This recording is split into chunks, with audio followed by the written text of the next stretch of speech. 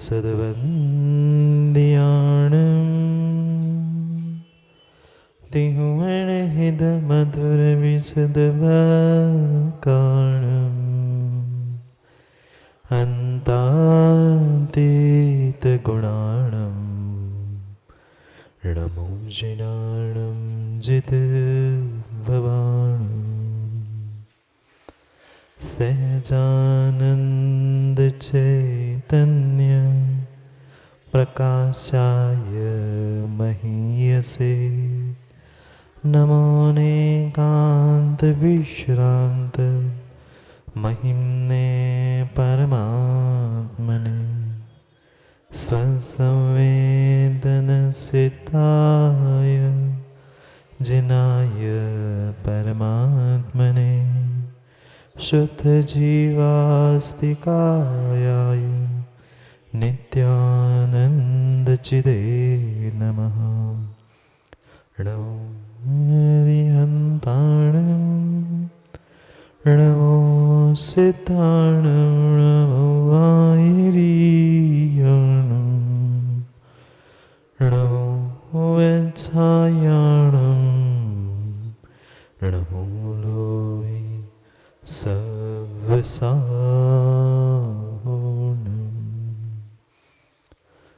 पंच परमेष्ठी भगवान की, परम पूज्य आचार्य भगवान कुंद कुंद स्वामी की, परम पूज्य आचार्य भगवान अमृतचंद्र स्वामी की, परम पूज्य आचार्य भगवान जयसेन स्वामी की, परम पूज्य आचार्य भगवान गुरुवर विशुद्ध सागर जी महाराज की, अहिंसामय विश्व धर्म की।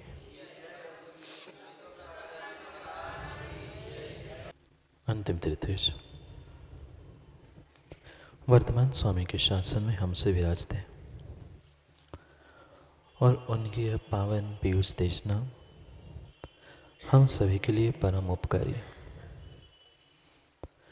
उपकारमयी देशना को समझने के लिए जो अनुयोगों की व्यवस्था बनाई, उन अनुयोगों में महान अनुयोग द्रव्यानुयोग, और द्रव्यानुयोग के रहस्य को समझने के लिए हम सभी यहाँ पर पंचास्तिकाय ग्रंथ का स्वाध्याय कर रहे थे। भव्यात्मा आचार्य प्रवर कुंद कुंद स्वामी ग्रंथराज पंचास्तिकाय में हम सभी को 5 अस्तिकाय रूप वस्तु स्वरूप का व्याख्यान करते समय प्रथम 3 गाथाओं में मंगलाचरण, प्रतिज्ञा और समय की यानी आगम की भूमिका बताई।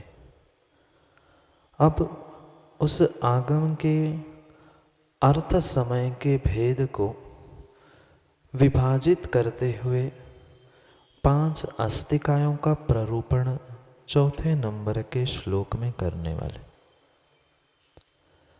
जीव, पुद्गल, धर्म, अधर्म और आकाश, ये उन 5 अस्तिकायों की विशेष संज्ञा बतलाकर सामान्य विशेषात्मक अस्तित्व का बोध करा रहे थे।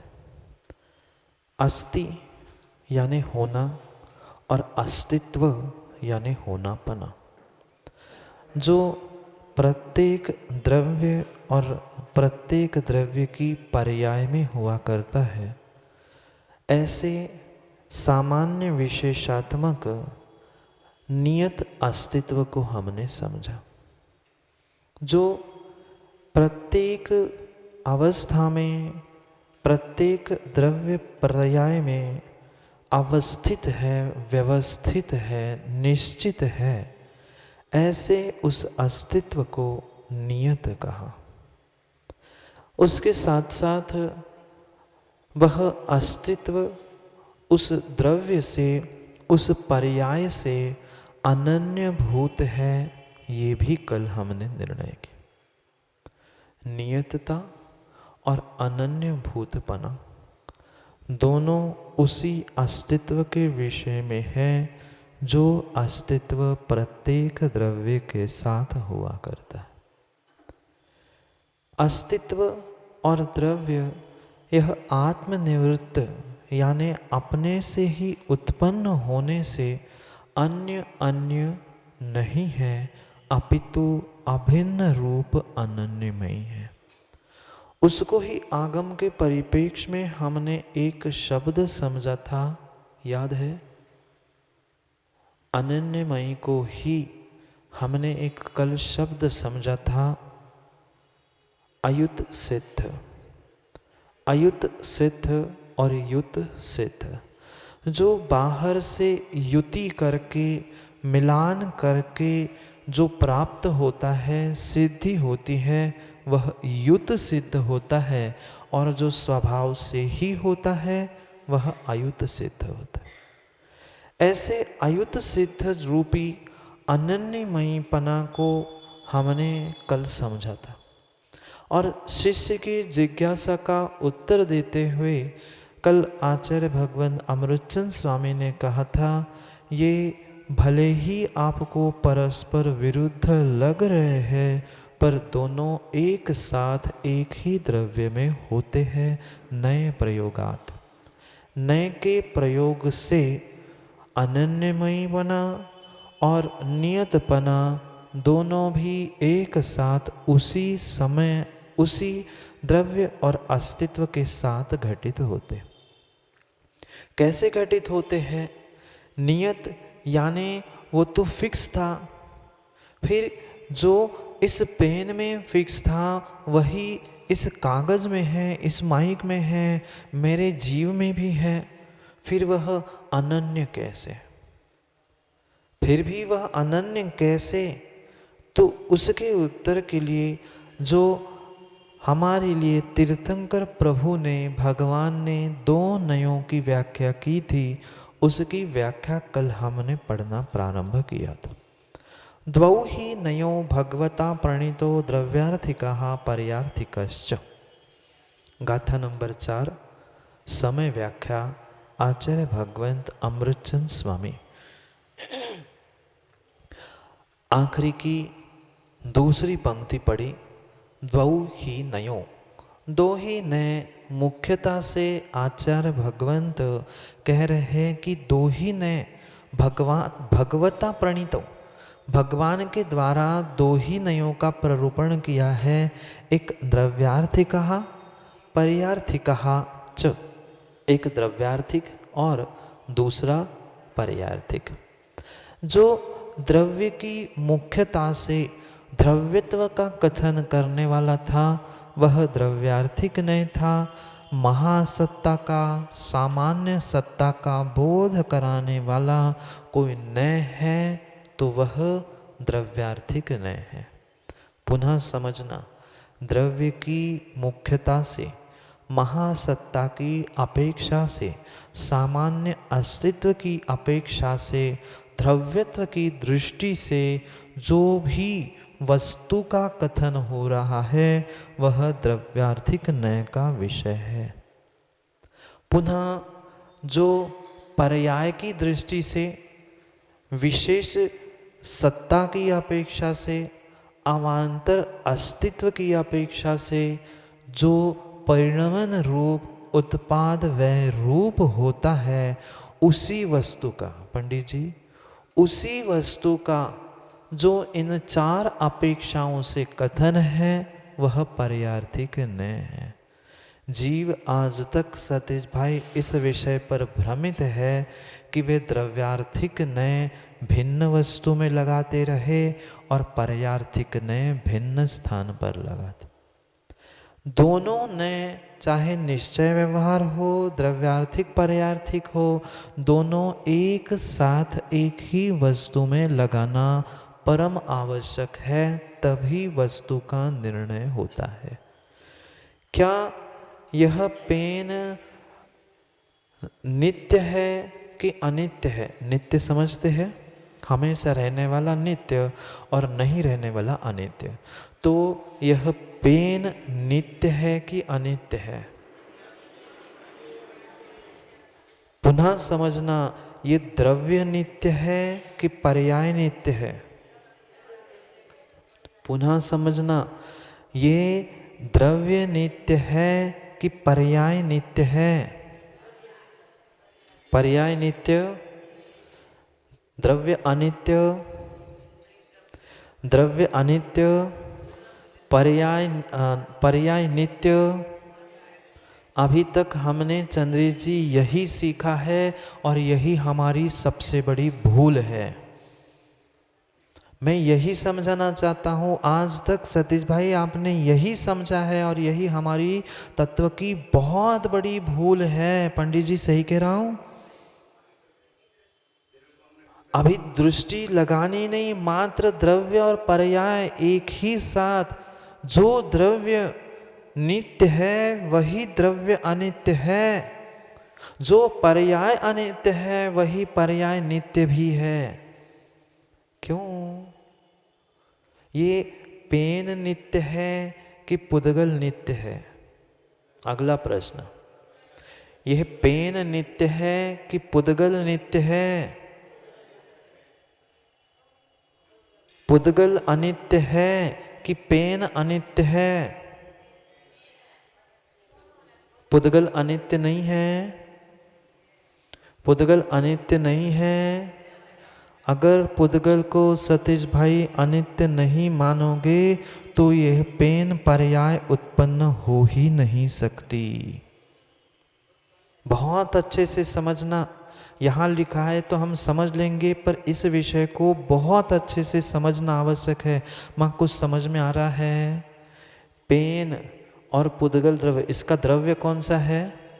पुद्गल द्रव्य। ये पेन वर्तमान की पर्याय है। तो पर्याय मात्र अनित्य है कि द्रव्य भी अनित्य है? पेन ही अनित्य है कि पुद्गल द्रव्य भी चंद्र जी अनित्य है? नहीं आया समझ में? आप जीव द्रव्य अनित्य हो कि आपकी पर्याय अनित्य है? जीव अनित्य नहीं है ना? जीव अनित्य नहीं है ना? जीव ही अनित्य है। मैं भी नहीं कह रहा हूं पंडित जी, जीव ही अनित्य है और जीव ही नित्य है। जब जीव में द्रव्यार्थिक नहीं लगेगा तब जीव ही नित्य है, और जीव में जब पर्यार्थिक नहीं लगेगा तब जीव ही अनित्य है। नए की अपेक्षा से, पर सतीश भाई इसको अभी तक आपने जाना पहचाना ही नहीं था। आपने यही सीखा है कि द्रव्यार्थिक नय द्रव्य में लगता है और पर्यार्थिक नय पर्याय में लगता है, जबकि दोनों नय द्रव्य में ही लगेंगे। समझ में आया? ये पेन और पुद्गल, पुद्गल द्रव्य है, पेन पर्याय है। वह पेन पर्याय ये अनित्य है, ये सुनते सुनते सुनते सुनते पक गए बाल। पर वास्तविकता में समझना, परिणमन पर्याय में नहीं हुआ था। पर्याय में परिणमन हुआ था क्या? पर्याय में चंद्रेश जी आप तो ज्ञानी हो, बोलो ना। परिणमन पर्याय में हुआ था कि द्रव्य में? सतीश भाई आप भी ज्ञानी हो, परिणमन पर्याय में हुआ था कि द्रव्य में हुआ था? पर्याय में परिणमन नहीं हुआ था पंडित जी, परिणमन द्रव्य में हुआ था, तब पर्याय उत्पन्न हुई थी। द्रव्य विकाराः पर्याया, गुण विकाराः पर्याया। द्रव्य का परिणमन ही पर्याय है, गुण का परिणमन ही पर्याय है, पर्याय का परिणमन पर्याय नहीं है। पर्याय का परिणमन नहीं है, परिणमन तो द्रव्य में ही हो रहा है। अब इधर देखो, कौन दिख रहा है? क्या दिख रहा है? उंगली दिख रही है? कितनी कितनी उंगली दिख रही? एक उंगली दिख रही, बाकी उंगली नहीं है क्या? कितनी उंगली दिख रही? सतीश भाई कितनी उंगली दिख रही है? मात्र उंगली पूछा, उंगली पूछेंगे तो 5 कहनी पड़ेगी। प्रश्न से उत्तर समझना बहुत जरूरी है। उत्तर बाद में समझे, पहले प्रश्न ही समझ। कितनी उंगलियां है? कितनी उंगलियां है? खड़ी उंगली कितनी है? आप बोलो एक। उंगलियां तो 5 ही है, पर इंगित एक से कर रहा हूं, इसलिए खड़ी उंगली एक है। भली अंगूठा हो पर है तो उंगली।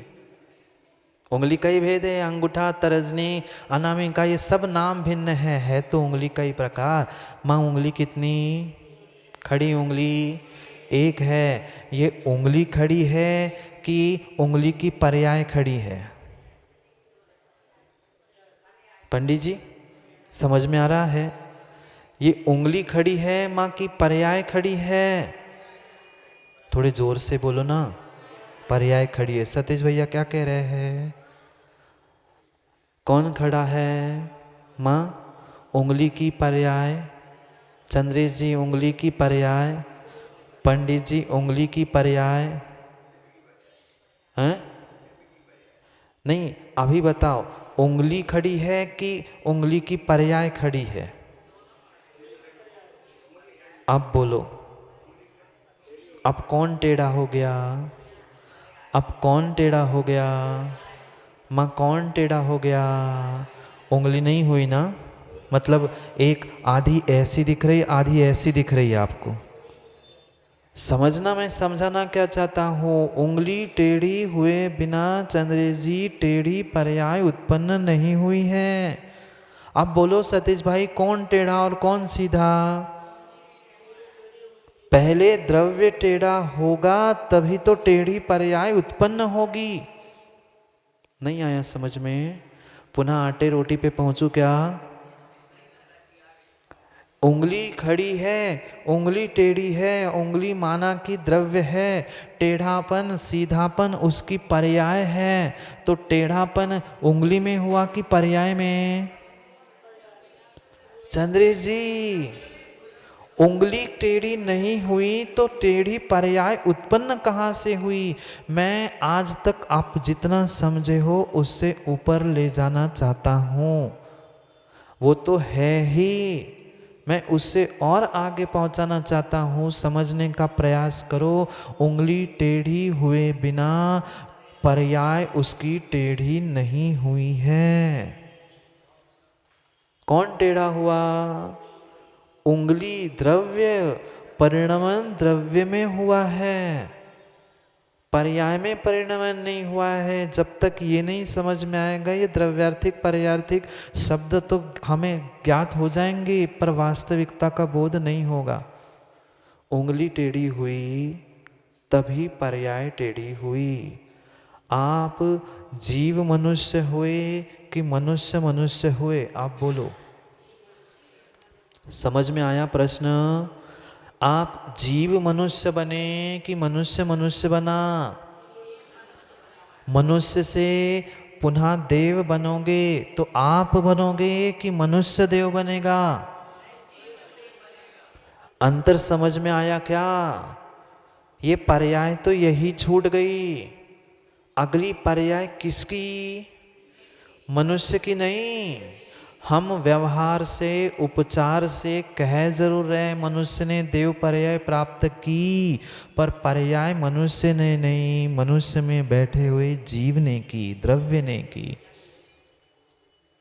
अंतर समझ में आया? द्रव्य मानना ही पड़ेगी। माँ रोटी, आटा, पराठा, सब में बदलाव तो था। कल ही हमने समझा तिर्यक सामान्य, ऊर्ध्वता सामान्य। चाहे तिर्यक सामान्य हो, चाहे पर्याय रूप ऊर्ध्वता सामान्य हो, दोनों में उस द्रव्य की ही सत्ता थी और पर्याय की भी सत्ता थी। पर्याय थी क्या? पर्याय मतलब क्या था? पर्याय मतलब इस पेन के इस ढक्कन जैसा कुछ अलग अलग था। कल भी हमने समझा अनन्यमयी। जैसे द्रव्य और अस्तित्व अनन्यमयी है, ऐसे द्रव्य और पर्याय भी अनन्य अभिन्न ही है। समझ में आया? क्या समझ में आया? क्या समझ में आया? समझ में तो आया महाराज जी, पर क्या आया वो नहीं पूछो। द्रव्य का परिणमन ही मां पर्याय है। इसलिए दोनों नए हमें द्रव्य में लगाने हैं। ये भूल मत करना, द्रव्य द्रव्यार्थिक नय से नित्य है और पर्याय पर्यार्थिक नय से अनित्य है, ऐसा किंचित भी मत कहना। द्रव्य ही द्रव्यार्थिक नय से नित्य है और द्रव्य ही पर्यार्थिक नय से अनित्य है। द्रव्य महासत्ता की अपेक्षा से नित्य है और द्रव्य अवांतर सत्ता की अपेक्षा से अनित्य है। अंतर समझ में आ रहा है? द्रव्य पर्याय कोई भिन्न भिन्न वस्तु नहीं है। मां रोटी और आटा भिन्न भिन्न है ना? रोटी और आटा भिन्न भिन्न है ना? जो रोटी बन चुकी है आटे से, वह उसमें आटा और रोटी भिन्न भिन्न है क्या? आटे का बदलाव ही तो रोटी है, आटे का बदलाव ही तो पराठा है, आटे का बदलाव ही तो पूड़ी है। वह तिर्यक सामान्य हुआ। आटा ही वह गीला हुआ था, आटा ही लुई बनी थी, आटा ही बिल गया था और आटा ही सूखी रोटी बनी थी। ये ऊर्ध्वता सामान्य था। सभी अवस्थाओं में परिणमन चंद्रेश जी किसका? पर्याय का नहीं, द्रव्य का ही परिणमन है। द्रव्य के परिणमन को ही पर्याय कहा है। ये भ्रम था आज तक पंडित जी जीवों का। द्रव्य कोई अन्य वस्तु है और पर्याय कुछ अन्य वस्तु है। बहुत सुंदर दृष्टांत आचार्य महाराज देते हैं पर्याय का व्याख्यान करते हुए। उन्मज्जन्ति निमज्जन्ति, उन्मज्जन्ति निमज्जन्ति, उत्पन्न होती है नष्ट होती है, जैसे किसी समुद्र में तरंगे। तरंगे देखी कभी समुद्र में? तालाब में, नदी में तो देखी होगी। तो ये तरंगे चंद्रेश जी पानी से भिन्न है ना? पानी से भिन्न है ना? पानी का ही ऊपर उठना और मिटना मतलब तरंग है। ऐसे ही प्रत्येक द्रव्य में जो उत्पाद व्यय ये जो कुछ परिणमन चल रहा है, यही पर्याय है, यही अवांतर सत्ता है, यही विशेष अस्तित्व है। इसलिए इस विशेष अस्तित्व को समझने के लिए पर्यार्थिक नय की आवश्यकता है और सामान्य अस्तित्व को समझने के लिए द्रव्यार्थिक नय की अपेक्षा है। मात्र दृष्टि बदली है, वस्तु बदली नहीं है। बदली वस्तु नहीं बदली। आटा वही था कि नहीं? आटा वही था। माँ उसी आटे से जहाँ रोटी बना रहे थे, बेटे ने कहा नहीं रोटी नहीं खाना, माँ पराठा बना दो। दूसरे डिब्बे का आटा खोजोगे ना?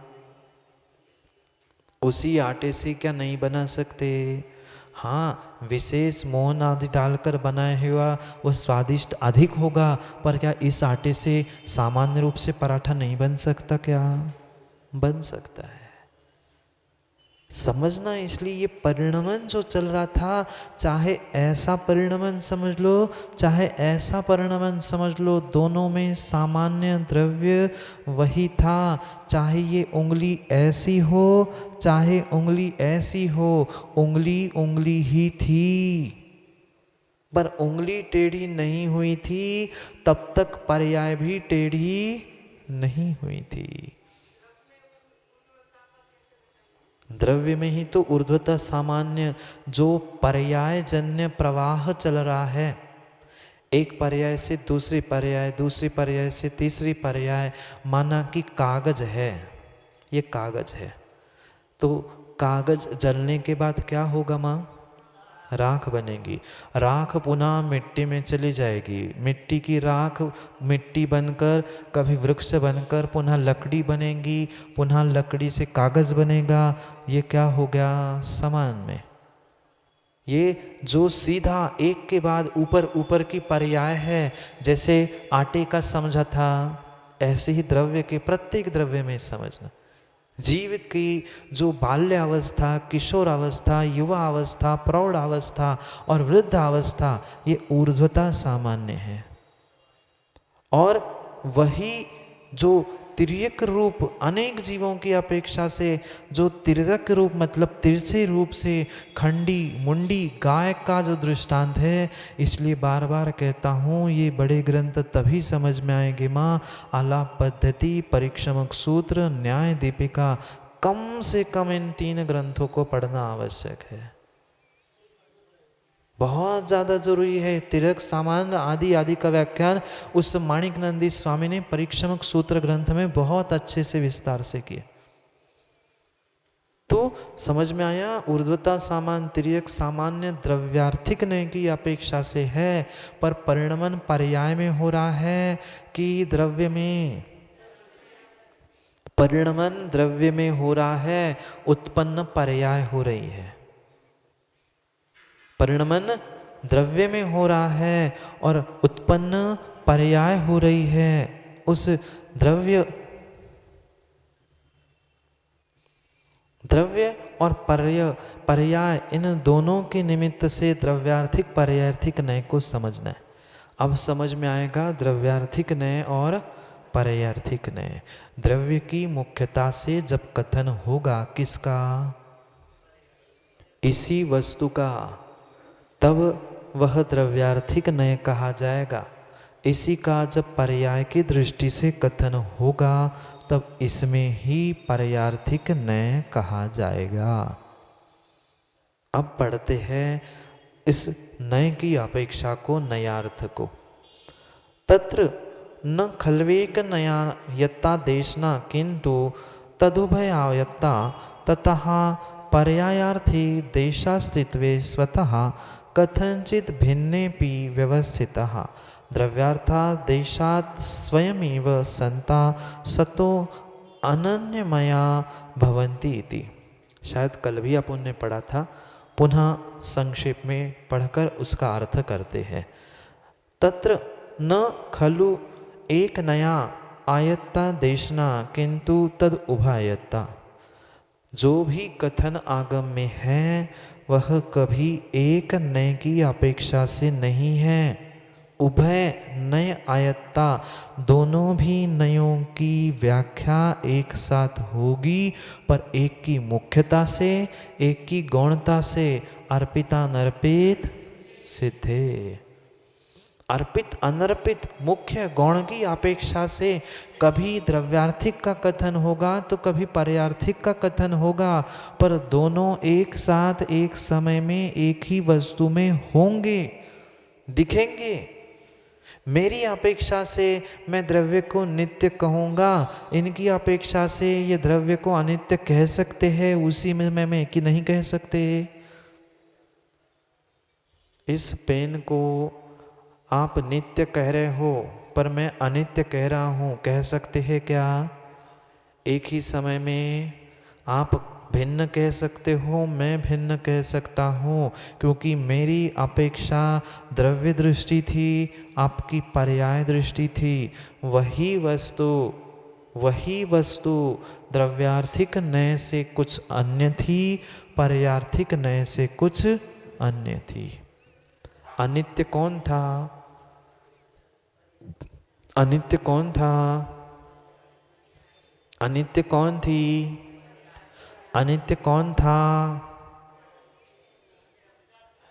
पूरी रामायण पढ़ा दो, पुनः पूछो सीता कौन, फिर बहन ही कहते, क्या करूं? अनित्य पर्याय नहीं थी, अनित्य द्रव्य था पर्यार्थिक नय से पंडित जी।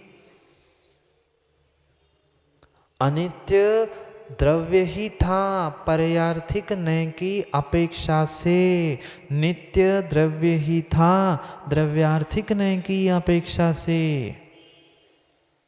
पर्याय कौन सी विभिन्न वस्तु है बताओ ना चंद्रेश जी? पर्याय कौन सी भिन्न वस्तु है? क्या द्रव्य से कभी पर्याय को भिन्न कर सकते हो? नहीं। तो रोटी नित्य है माँ की अनित्य? रोटी नित्य है कि अनित्य? रोटी आटे की अपेक्षा से, रोटी आटे के अपेक्षा से नित्य है। वही रोटी, रोटी विशेष अवान्तर सत्ता की अपेक्षा से अनित्य है। समझ में आया? अब वही रोटी नियत है कि अनन्यमयी है, यहां पहुंचना है। वही रोटी अनन्यमयी है कि नियत है, अवस्थित है? जब अवस्थित है ही तो बदली कैसे? और बदल रही है तो अवस्थित कैसे? प्रश्न आया समझ में? नियत का अर्थ व्यवस्थित, अवस्थित, फिक्स थी, निश्चित थी। फिर जब अस्तित्व और द्रव्य निश्चित था ही तो बदला कैसे? और बदल रहा है तो अवस्थित व्यवस्थित कैसे? प्रश्न आया समझ में? रोटी पंडित जी यही तो चंद्रेश जी समझने जैसा आगम का रहस्य का विषय है। तभी तो नए का व्याख्यान होगा। हम सर्वथा अगर ऐसा कहेंगे कि द्रव्यार्थिक द्रव्य का विषय, पर्याय पर्यार्थिक का विषय है, तो काम गड़बड़ हो जाएगा अनेकांत का। अनेकांत या नए एक साथ एक स्थान पे लगता है, दोनों एक साथ। वही रोटी नित्य अनित्य दोनों एक साथ हो सकती है, जैसा कथन करने वाले का अभिप्राय है वैसा ही उसको कहा जा सकता है। समझ में आया? अब बताओ, यह पेन है वह नियत है कि अनन्यमयी है? अनन्य यानी अभिन्न, नियत यानी फिक्स। तो द्रव्य है कि पर्याय है, पेन है कि पुद्गल है, क्या अस्तित्व है? दोनों को समझना है। नियत भी है और अनन्यमयी है। पर नियत क्यों है? पढ़ते हैं क्या कह रहे? तत्र ततः पर्यार्थिका, पर्यार्थिका देशास्तित्वे स्वतः कथंचित कथंचित अभिन्नेपि व्यवस्थिता। कथंचित भिन्नेपि, कथंचित भिन्न कौन? पर्याय भिन्न है कि नहीं है? चंद्रेश जी भिन्न है, कहाँ है बताओ? कहाँ है बताओ? क्या पर्याय माँ भिन्न है? रोटी से आटा अलग करके बताओ। रोटी से ना आटा अलग कर सकते हैं, ना द्रव्य से पर्याय अलग कर सकते हैं, फिर भी भिन्न है, कथंचित पर्यार्थिक नहीं की अपेक्षा से। क्या कह रहे हैं? पर्यार्थिक पर्यायार्था देशास्तित्वे स्वतः कथंचित भिन्नेपि व्यवस्थिता नियतः। नियत क्यों है? वे पर्यार्थिक नय के कथन से जो अपने से कथंचित भिन्न भी है वह अस्तित्व व्यवस्थित है। विषय रोटी का, पेन का छोड़ दो, अब पहुंचो पंचास्तिकाय के मूल दृष्टांत पर। दृष्टांत बहुत हो गए, पुनः समझना। नियत यानी व्यवस्थित, नियत यानी व्यवस्थित। तो वह नियतता किसमें थी? द्रव्य में अस्तित्व की अपेक्षा से नियतता थी। द्रव्य नियत नहीं कहा था, द्रव्य का अस्तित्व नियत था। अंतर समझ में आया क्या? ये नियत नहीं है, इसमें जो अस्तित्व है, इसका जो अस्तित्व है वह नियत यानी व्यवस्थित है। फिर ये इसका अस्तित्व व्यवस्थित है तो आप दो शब्द कह रहे हो ना, इसका अस्तित्व। पंडित जी इसका अस्तित्व, मेरा बेटा, मेरा बेटा, दो हो गए कि एक? नहीं आया समझ में? मेरा बेटा, मैं और बेटा, मेरा भाई, मैं और मेरा भाई, दो हो गए। तो द्रव्य का, पंचास्तिकाय का अस्तित्व, ये सब कुछ मात्र मां समझने के लिए शब्दों का जाल है। आप डर मत जाना, ना घबराना। पंडित जी ये नए व्याख्यान क्या है? शब्दों का जाल ही है, अभिप्राय है। वस्तु को समझने के लिए अनेक प्रकार से हम कैसे समझ सकते हैं, वही विषय चल रहा है, अन्य कुछ नहीं। पुनः पहुंचते हैं द्रव्य का, पंचास्तिकाय का अस्तित्व। तो अस्तित्व और पंचास्तिकाय दो हो गए क्या? नहीं आया समझ में। पंचास्तिकाय बाद में पहुंचते हैं। पेन का अस्तित्व, ऐसे अलग करके कहीं बाजार में अस्तित्व नहीं मिलेगा, शब्दों से समझना है। ज्ञान का परिणमन चल रहा है। पेन का अस्तित्व, एक पेन हो गया और एक अस्तित्व हो गया, क्योंकि संबंध है उसी में ही, है उसी में ही। पर फिर भी कथन के लिए दो वस्तु हुई क्या? अरे चंद्रे जी समझो, नहीं कैसे कह रहे हो? अग्नि की उष्णता,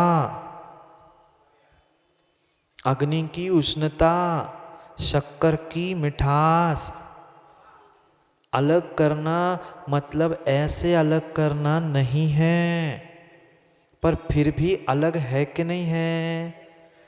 कथनचित भिन्न है कि नहीं है? नए का प्रयोग चल रहा है तो कथनचित है ही, वह नए को ही समझना है। समझ में आया क्या? कथनचित अस्तित्व में और कथनचित द्रव्य में अंतर है, भेद है, भिन्न भिन्नपना है। क्यों है? क्यों है? पर्यार्थिक नए की अपेक्षा से। रोटी में और आटे में मां भिन्नत्व है क्या? कथनचित है ना, बोलो ना, कथनचित है। रोटी में और आटे में अंतर है कि नहीं है? अगर नहीं होता तो दो शब्द क्यों आते? आटे की रोटी, किससे बनाई रोटी? आटे की रोटी, तो दो शब्द हुए कि नहीं? मेरा भाई, जैसे दो शब्द हुए ऐसे ही आटे की रोटी दो शब्द हुए। यहाँ तो भाई और मैं अलग दिख रहा हूँ, पर ऐसा वहाँ पर भिन्न दिखने वाला नहीं है। पर फिर भी नए की अपेक्षा से, दृष्टि से उसे देखना है। रोटी में आटा, रोटी, आटे की रोटी, अंतर है कि नहीं? मत समझ में आ रहा है क्या? कैसे? प्रयास करो, मैं बहुत समझाने का प्रयास कर रहा हूँ। आटे की रोटी तो कथनचित आटा भिन्न हुआ और कथनचित रोटी भिन्न हुई किसी अपेक्षा से। तो वो कौन सी अपेक्षा है? वह द्रव्यार्थिक अपेक्षा है, पर्यार्थिक अपेक्षा है। पर्यार्थिक अपेक्षा है। पर्याय की अपेक्षा से रोटी डिब्बे की अलग थी और पर्यार्थिक की अपेक्षा से सूखा आटा अलग था क्या? अब समझ में आया होगा थोड़ा सा और। सूखा आटा और सूखी रोटी दोनों की पर्याय एक है कि भिन्न है? दोनों की पर्याय की अपेक्षा से, अवान्तर सत्ता की अपेक्षा से, विशेष अस्तित्व की अपेक्षा से दोनों में भेद है। पर ऐसा भेद नहीं है, ऐसा भेद नहीं है, पर फिर भी भेद है। तभी तो दो बातें आई।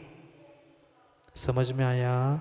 संज्ञा, लक्षण, प्रयोजन की अपेक्षा से पंडित जी भेद है, पर अधिकरण की अपेक्षा से अभेद अभिन्न नहीं है। रोटी का भी अधिकरण, अधिकरण यानी आधार। रोटी का अधिकरण आटा, आटे का अधिकरण स्वयं की अपेक्षा से आटा ही, दूसरे पहुंचना नहीं। यहाँ देखो, मेरा हाथ आधार है, अधिकरण है, उसके ऊपर एक पेन है और एक कागज है, तो ये दोनों अधिकरण की अपेक्षा से, आधार की अपेक्षा से एक कह सकते हैं क्या? हो नहीं रहे हैं, करना भी नहीं है, पर कहना है, कहना है। एक आधार की अपेक्षा से पेन और ये कागज भिन्न होने पर भी हम एक कह रहे हैं, बना नहीं रहे हैं। एक है क्या? कहने के लिए है कि नहीं है? कहने के लिए एक है कि नहीं? आधार की अपेक्षा से एक है, पर स्वयं के अस्तित्व की अपेक्षा से, पर्याय की अपेक्षा से भिन्न भिन्न है। नहीं आया समझ में? नहीं आया समझ में? एक ही डिब्बे में नीचे पराठे रखे थे, ऊपर रोटी रखी थी और उसके ऊपर लुचाई भी रखी थी। तीनों एक डिब्बे में रखे थे, आटे से बने थे, इसलिए वह एक रूप नहीं कह सकते क्या? पहले तो दिन समझा था महासत्ता की अपेक्षा से सब एक कह रहे कि नहीं, तो आधार की अपेक्षा से, द्रव्य की अपेक्षा से सभी अनन्यमयी हैं और पर्याय की अपेक्षा से भिन्न भिन्न हैं। इतनी सी तो बात कह दी है। पर्यार्थिक नय की अपेक्षा से जब कथन होगा, तब कथनचित भिन्न होने से, कौन? पर्याय भी और द्रव्य भी कथनचित भिन्न होने से वह नियत व्यवस्थित है, और द्रव्यार्था देशास्त स्वयमेव संता सतो अनन्यमया भवन्ति थी। वही जब द्रव्यार्थिक नय की अपेक्षा से कथन करेंगे तो स्वयं में ही सत विद्यमान होने की अपेक्षा से उसे अनन्यमयी कहेंगे। ये व्याख्यान पेन, आटा, रोटी इनसे हटकर अस्तित्व और पंचास्तिका इसमें चल रहा है, पर दृष्टांत समझ में आए क्या? तभी दृष्टांत समझ में आएगा। रोटी में भी आटा था, पराठे में भी आटा था और लुचे में भी आटा ही था। इस आटे की अपेक्षा से द्रव्य द्रव्य द्रव्य, इस अपेक्षा से वह द्रव्य और अस्तित्व अनन्यमयी था, पर पर्याय की अपेक्षा से कथनचित पर्याय द्रव्य से कथनचित कथनचित कथनचित भिन्न होने से वह भेद रूप अपने आप में व्यवस्थित भी है। समझ में आया? नहीं आया? पुनः समझते हैं। द्रव्यार्थिक पर्यार्थिक दो नए समझ। 4:10 हो गए, बंद करना पड़ेगा। इतना विषय पूरा करते। द्रव्यार्थिक पर्यार्थिक दो नए समझ में आए। दोनों नए कहाँ लगाने हैं? एक ही वस्तु में, एक ही द्रव्य में, मात्र कथन शैली और दृष्टि भिन्न भिन्न है। तो अब यहाँ समझा रहे हैं पर्याय की अपेक्षा से द्रव्य और अस्तित्व इनमें कथनचित भेद है। कथनचित, थोड़ा सा, किसी अपेक्षा से, इसलिए उसे नियत व्यवस्थित कहा, फिक्स कहा, भेद होने से। और द्रव्यार्थिक नय की अपेक्षा से स्वयं में ही अस्तित्व है, स्वयं से ही उत्पन्न है, स्वयं के अलावा अस्तित्व नहीं है, इसलिए उसे अनन्यमयी यानी अभिन्न कहा। समझ में आया? समझ में आया? अनन्यमयी यानी अभिन्न द्रव्यार्थिक नय से। रोटी में आटा भिन्न है कि अभिन्न? वह पर्यार्थिक नय की अपेक्षा से कथनचित भिन्न होगा और द्रव्यार्थिक नय की अपेक्षा से अभिन्न होगा। इतना सा उत्तर है। आप चाहे भिन्न अभिन्न कह दो या व्यवस्थित अनन्यमयी कह दो, बात ले दे के वही पहुंचनी है। प्रत्येक पंचास्तिकाय में पांचों पंचास्तिकाएं में जो अस्तित्व है वह पर्यार्थिक नय की अपेक्षा से नियत है, निश्चित है, जैसा है वैसा ही है। वह रोटी का अस्तित्व भिन्न है पराठे की अपेक्षा से। रोटी का अस्तित्व पराठे की अपेक्षा से भिन्न है क्या?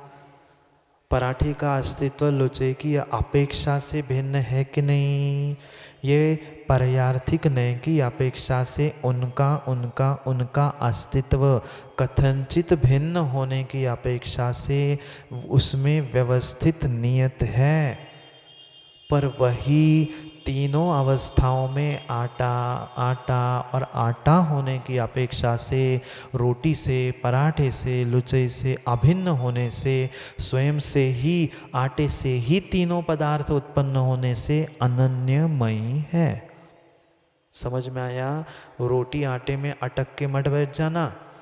पंचास्तिकाय और अस्तित्व का विषय चल रहा है। पंचास्तिकाय में पर्याय रूप अगर कथन करेंगे तो वह अस्तित्व नियत है, और द्रव्यार्थिक नय की अपेक्षा से कथन करेंगे तो वही अनन्यमयी है, क्योंकि अस्तित्व स्वयं से ही उत्पन्न है। भले ही अवान्तर सत्तारूप परिणमन हुआ हो, उनका निश्चितपना भिन्न हो, वह पर्याय की अपेक्षा से है और ये द्रव्य की अपेक्षा से। समझ में आया? अब आया तो भी बंद करना पड़ेगा और नहीं आया तो भी बंद करना पड़ेगा। कल और विस्तार से थोड़ा सा समझकर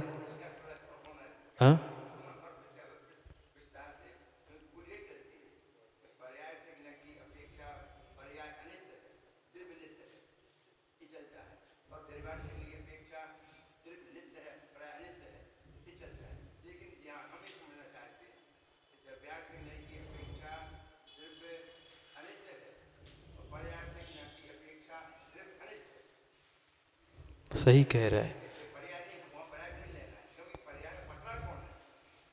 पर्याय मतलब है क्या? द्रव्य ही है। पंडित जी कह रहे हैं कि लोग आज ऐसा कहते हैं कि द्रव्यार्थिक नय की अपेक्षा से द्रव्य नित्य है और पर्याय अनित्य है, और पर्यार्थिक नय की अपेक्षा से पर्याय अनित्य है और द्रव्य अनित्य है। तो ऐसा सर्वथा भेद नहीं कर सकते। वही द्रव्य, दोनों नए द्रव्य में ही लगाना है, पर्याय में नहीं लगाना। और पर्याय में भी लगाओगे तो भी वैसा ही कथन एक साथ करना पड़ेगा। इसको विस्तार से कल समझते। संक्षेप में समझना ही है कल का विषय, तो कल इस विषय को लेकर फिर कायत्व को हम समझेंगे। प्रश्न समझ में आया कि पंडित जी क्या कह रहे हैं? माँ, द्रव्य में द्रव्यार्थिक नय, ये पर्याय में पर्यार्थिक नय, उसका तो खुलासा हो गया। पर जीव द्रव्य में ही पर्यार्थिक और द्रव्यार्थिक नय के कथन कुछ और करते हैं और वही को पर्याय में लगा के कथन कुछ और करते हैं। उसको कल विस्तार से पुनः दोपहर की कक्षा में समझेंगे। आज देर हो गई, कल पुनः समय पर, समय की बात के लिए कल समय पे मिलते हैं, क्योंकि समय पे किया गया काम समय को दिलाता है। बोलिए भगवान महावीर स्वामी की।